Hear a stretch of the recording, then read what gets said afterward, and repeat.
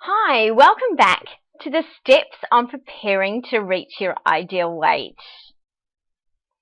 So, as mentioned before, the plan is to get your unconscious mind on board, to be able to get both the conscious and the unconscious minds aligned so that you can be successful. So the first step was why change? And to build some emotional traction, the easiest way to do that is to write out, yes, I did say write out, not type, 100 reasons for change. Now, I'm asking you to write this out for a number of reasons. For most of us, these days we did actually do schooling where we did write things out. For younger groups coming through, well, that will change. But for most of us, then yes, we did write when we were, 5 years old. And I'm saying to write it out because your brain will start to make those changes once it gets to a certain point. So once you've done about 80 to 90 reasons in one go, then your brain will be supercharged and ready for you to change. Now, you might go through a little bit of pain to get there, pain in coming up with the answers, and also a little bit of physical pain in terms of writing it out, but that's what happens. And your brain will also go, well, if you're in a little bit of physical pain and you're still going through it with these reasons, then this must be really important, and so I've got to change. And the 100 reasons, well, who knows, that could be reasons why also when we were younger and we were naughty at school, our teacher asked us to write out 100 times, I must obey the teacher or whatever it was. But I don't want you to come back to any painful memories of school. This is about being able to get your mind on board with making the change. So it's very important to build the purpose, why you want to change. And if 100 reasons sounds hard, then think outside the box, think big picture. Who else is going to benefit from this? Not just you, but what about your children, your parents, your friends? What sort of role model are you going to be for them? What about your colleagues that you work with? How is this going to change, or how is it going to benefit them? And also, even to the extent of the community and the economy, the fact that we're not paying for you to be in hospital for any great length of time. If you're finding it even more difficult to come up with 100 reasons, even after thinking about that, then just come up with some really good reasons and keep writing that reason down over and over, because your brain will start, once you've made progress on that page, to really build that momentum for wanting to change. Now, to build a winning mindset, to turn that switch on as to why you believe that you need to change, first of all, do a little bit of a check. Where are you now? Now, you might want to do a little health check with your doctor or get on the scales. I don't want you to overexert yourself and get into any more health problems than you currently are. So, it can be good to go off to the doctor and just get some statistics, get some measurements done, and that will help you in terms of understanding where your progress is. But by all means, get on the scales or get out the tape measure so you know where you currently are and where you want to get to. And those great scales that tell you, your body fat, that's a really good mechanism too, because you want to try and get under that. You want to get into that healthy range. Now, switching on that winning mindset, I'm going to ask you to every day spend a few minutes as you go to sleep at night and as you wake up in the morning, imagining yourself being successful and taking appropriate actions every day to be successful. Now, all winning athletes, all successful people in the world do this exercise every day, and even maybe more than a couple of times a day. Athletes are spending huge amounts of time doing, these imagination activities where they can see themselves, getting that gold medal and, being in that winning race and all the actions involved with them getting to that successful point in their life. Now, for imagination, everybody imagines different, so please don't be put off by the word imagination. It doesn't necessarily mean that, it's about pictures. For you, it might not be about pictures. It might be about what could you hear? What compliments are people going to be saying to you? What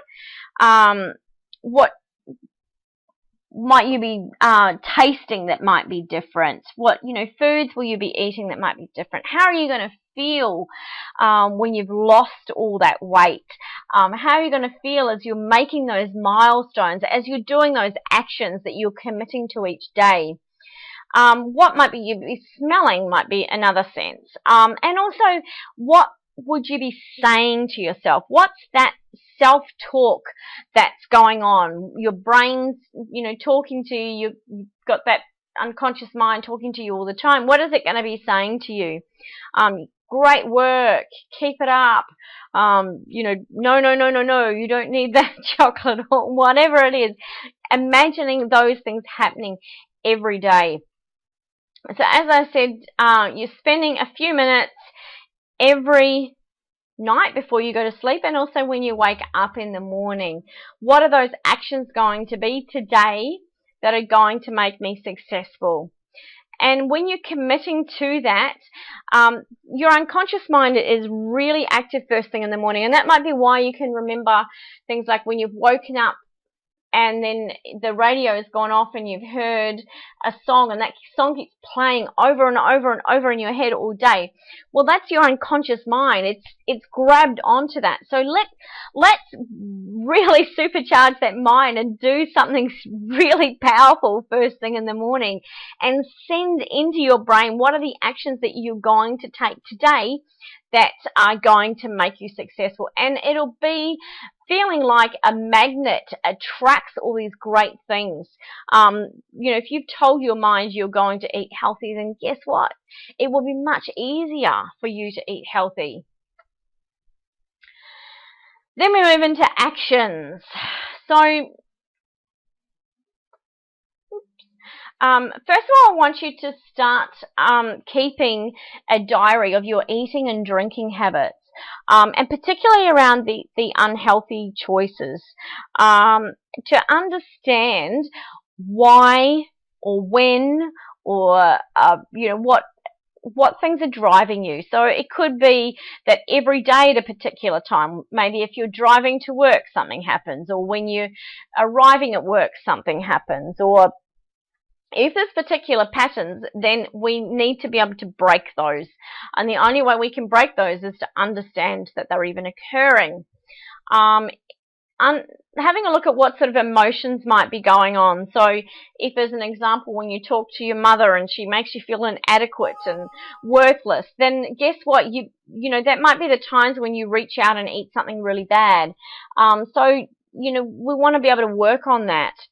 And also to understand what foods choices you're making, because that will often be linked to some sort of event, often in your childhood, or it could be, maybe you fell in love with curries when you were traveling.